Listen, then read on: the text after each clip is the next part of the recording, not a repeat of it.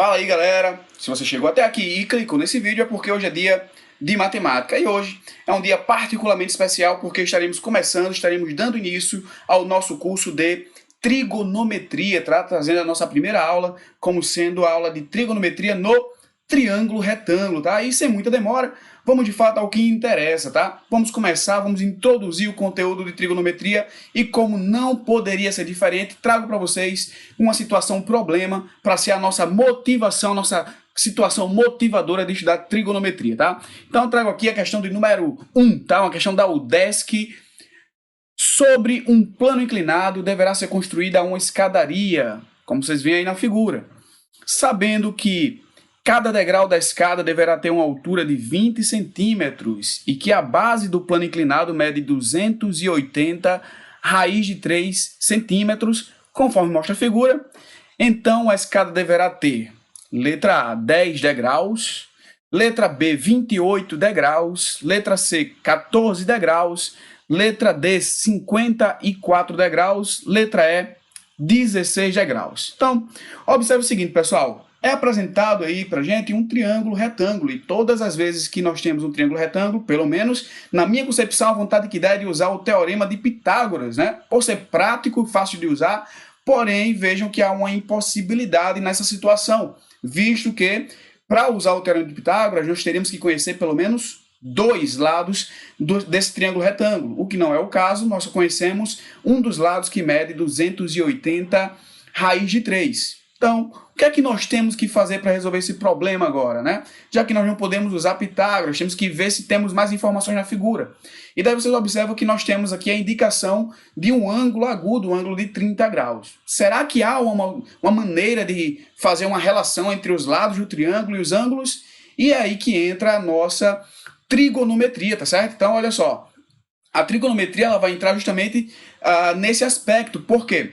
A palavra trigonometria, ela é dividida em três partes, tá? A primeira parte é tri, que significa 3, gono, que quer dizer ângulos, e metria vem de medida, tá? Então a trigonometria é, na verdade, a parte da matemática que vai fazer relação entre os lados e ângulos de um triângulo, tá?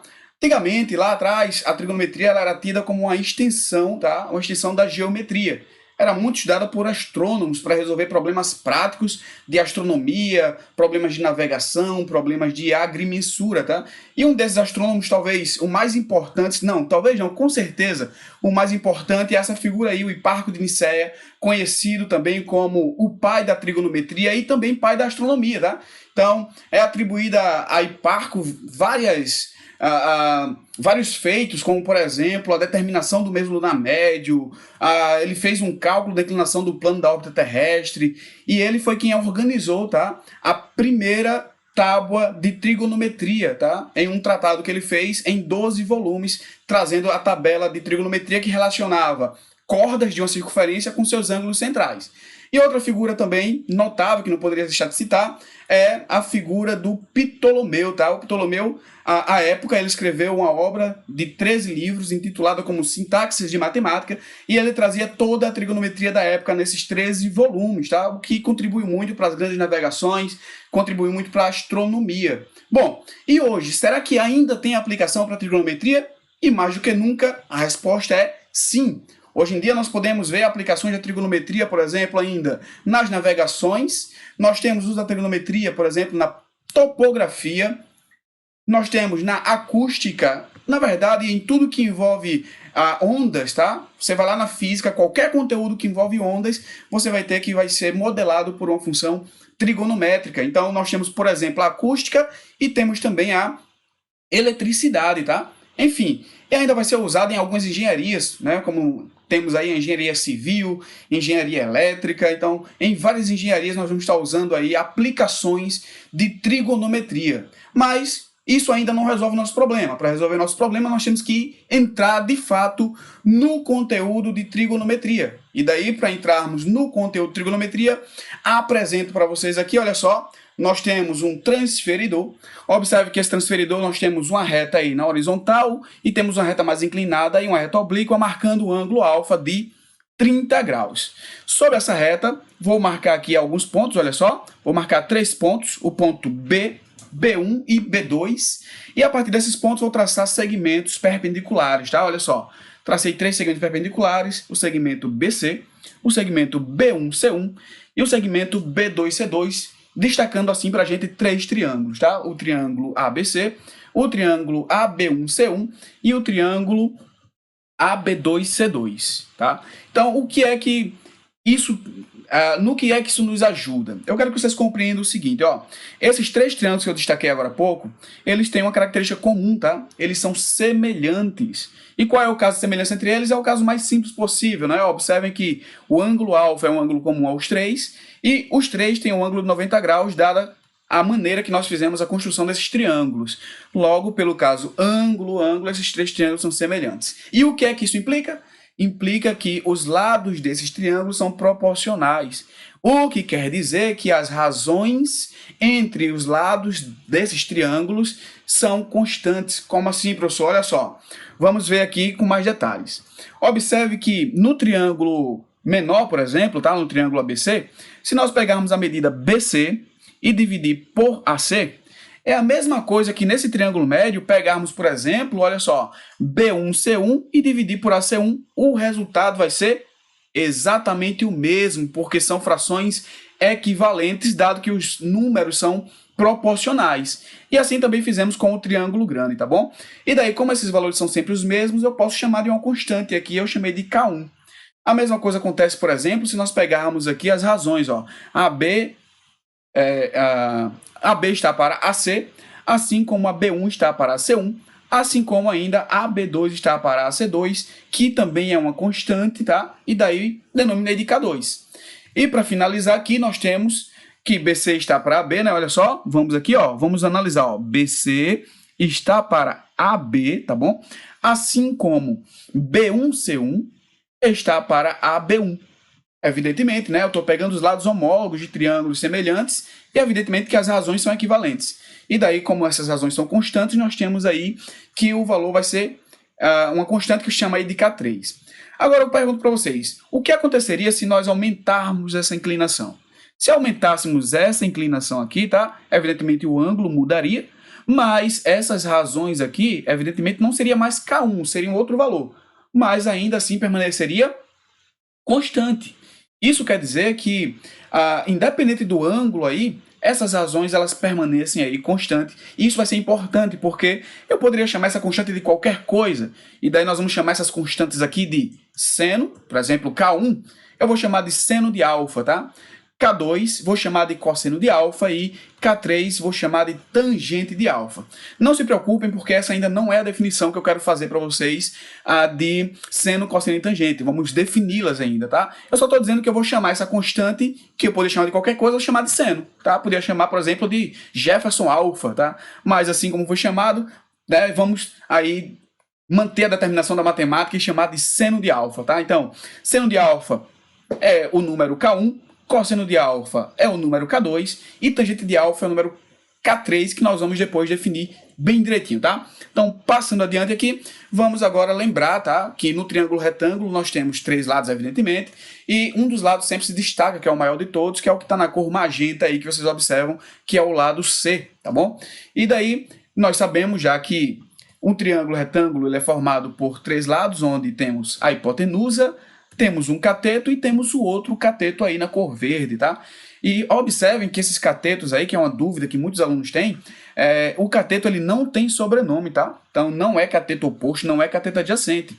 A questão de ser oposto ou adjacente é uma condição relativa, tá? Então nós vamos observar que, por exemplo, o cateto B, ele pode ser um cateto oposto ou adjacente. Vai depender, tá? Relativamente ao ângulo que nós estamos tomando como o ângulo para a observação. Por exemplo, se tomarmos como referência o ângulo alfa, o cateto A, ele é chamado de cateto oposto, porque ele está sendo oposto a alfa, tá? E ainda considerando o alfa como o nosso ângulo de referência, o cateto B, evidentemente, vai ser o cateto adjacente, tá bom?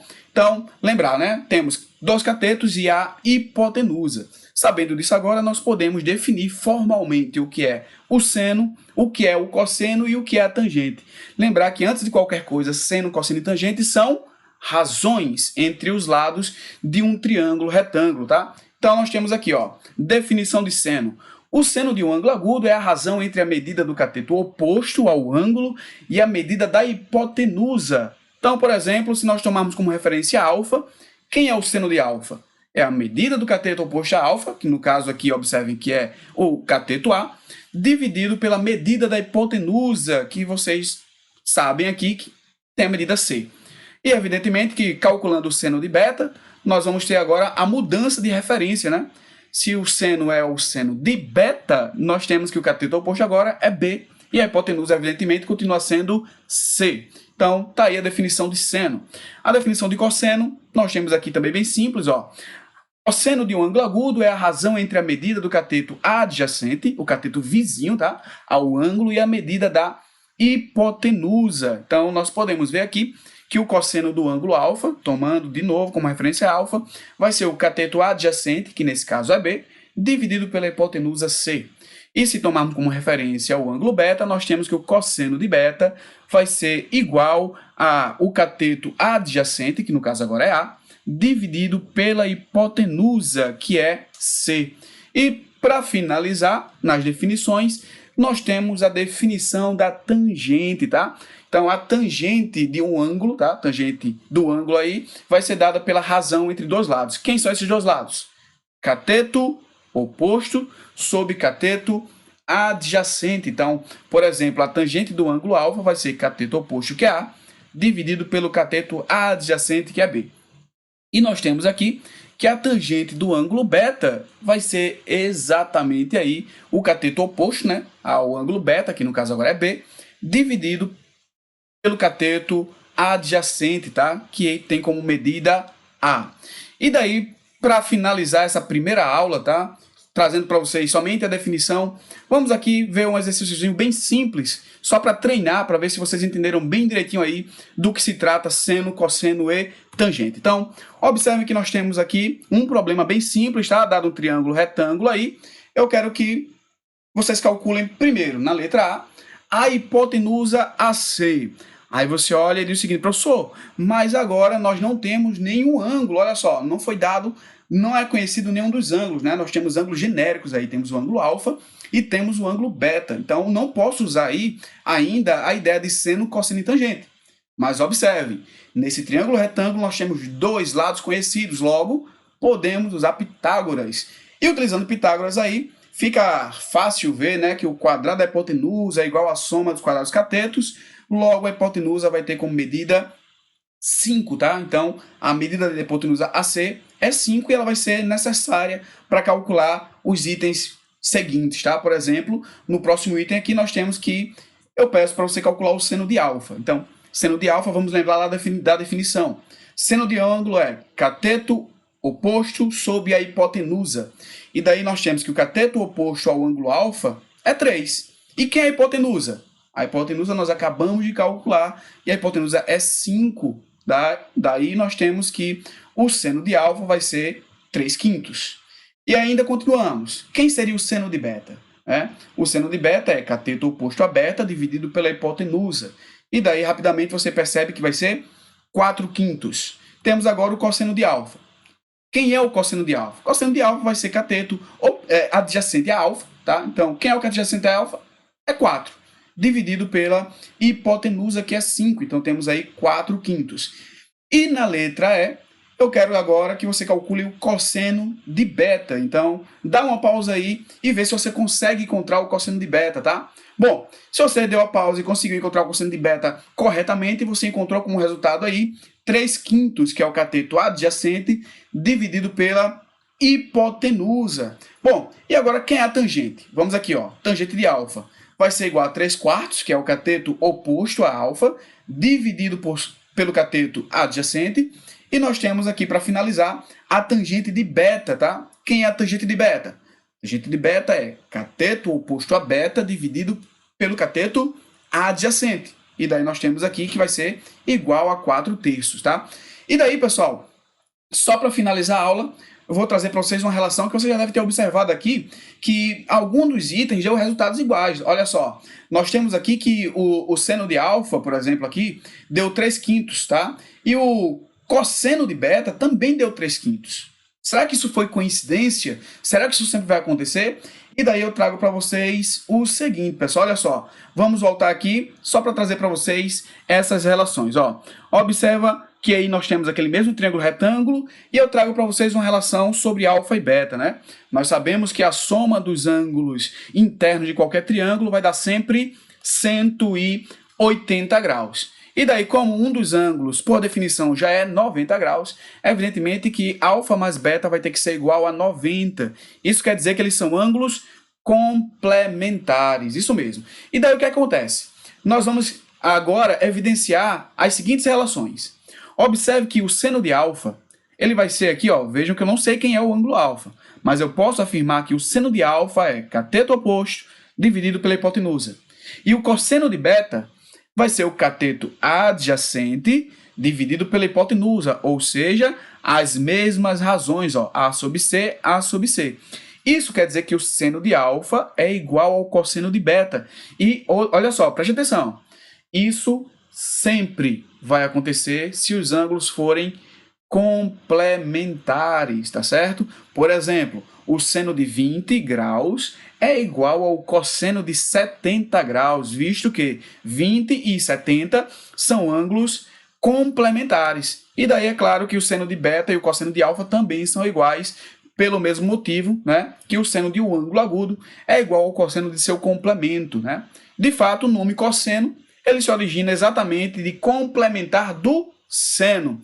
E daí, pessoal, para essa aula não ficar tão longa, tá certo? Não ficar muito enfadonha, eu quero finalizar essa aula por aqui e dê uma curtida aí, sigam o canal que em breve nós teremos a continuidade e lembrar, nós ainda não resolvemos a questão problemática, beleza? Então por hoje ficamos por aqui.